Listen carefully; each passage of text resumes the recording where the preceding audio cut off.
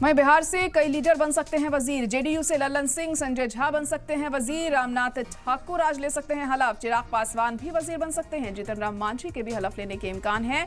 तो कई नेता वजीर आज बन सकते हैं ऐसा माना जा रहा है और बिहार के कई लीडर इस फहरिस्त में शामिल हो सकते हैं बताया जा रहा है। जेडीयू से लल्लन सिंह को इस बार मौका मिल सकता है। संजय झा भी वजीर बन सकते हैं। रामनाथ ठाकुर का नाम भी इसमें शामिल हो सकता है, वो हलफ ले सकते हैं। और चिराग पासवान भी वजीर बन सकते हैं, ऐसे कयास लगाए जा रहे हैं। जीतन राम मांझी का नाम भी इसमें सामने आ रहा है। ऐसे इम्कान जाहिर किए जा रहे हैं कि ये तमाम नेता बिहार से आज हलफ ले सकते हैं वजीर बनने की। लेकिन अब फाइनल मोहर कब तक लगती है ये देखना होगा आज शाम को कि कौन कौन हलफ लेता है नरेंद्र मोदी के साथ। आज इस पर सबकी नजरें टिकी होंगी। हालांकि नाम कई सामने आ रहे हैं, लेकिन आखिरकार किस पर मोहर लगेगी ये देखने वाली बात होगी, क्योंकि यहाँ लगातार घटक दलों को भी साथ लेकर चलना बहुत अहम है इस बार की सरकार में, और उसका पूरा ख्याल रखा जाएगा ऐसा माना जा रहा है। और क्या कुछ अलग और बदलाव इस सरकार में हमें देखने को मिलेगा ये भी अहम होगा।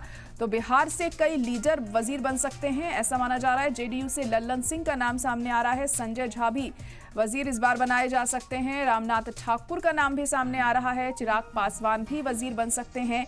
ये तमाम ऐसे लीडर हैं जो बिहार से इस बार कैबिनेट में शामिल हो सकते हैं। जीतन राम मांझी का भी नाम इसमें सामने आ रहा है, वो भी हलफ ले सकते हैं, ऐसे इम्कान जाहिर किए जा रहे हैं। लेकिन अभी तक पुख्ता तौर पर किसी का नाम सामने नहीं आया है। आज शाम को जब नरेंद्र मोदी के साथ कितने और वजीर शपथ लेते हैं इस पर नजरें टिकी होंगी। हालांकि कयास ये लगाए जा रहे हैं करीब 51 ऐसे वजीर हो सकते हैं जो नरेंद्र मोदी के साथ शपथ लेंगे। लेकिन किस किस का नाम इसमें सामने आता है और वाकई क्या बिहार से ये तमाम लीडर आज शपथ लेंगे ये देखना होगा, उसके लिए शाम तक का इंतजार करना होगा। लेकिन फिलहाल जो नाम सामने आ रहे हैं वो लल्लन सिंह का नाम सामने आ रहा है जेडीयू से। संजय झा का भी नाम हमें देखने को मिल रहा है। रामनाथ ठाकुर भी हलफ ले सकते हैं वजीर की। वहीं चिराग पासवान भी वजीर बन सकते हैं, इस बार कैबिनेट में वो शामिल हो सकते हैं। जीतन राम मांझी के भी हलफ लेने के इम्कान जाहिर किए जा रहे हैं। तो अब देखना होगा कि आखिर कौन कौन से वो ऐसे चेहरे होते हैं जो इस बार की कैबिनेट में शामिल होते हैं, और जब शामिल होते हैं तो कौन सी मिनिस्ट्री उन्हें दी जाती है। ये तमाम ऐसी चीजें वक्त के साथ साफ होंगी, क्योंकि तमाम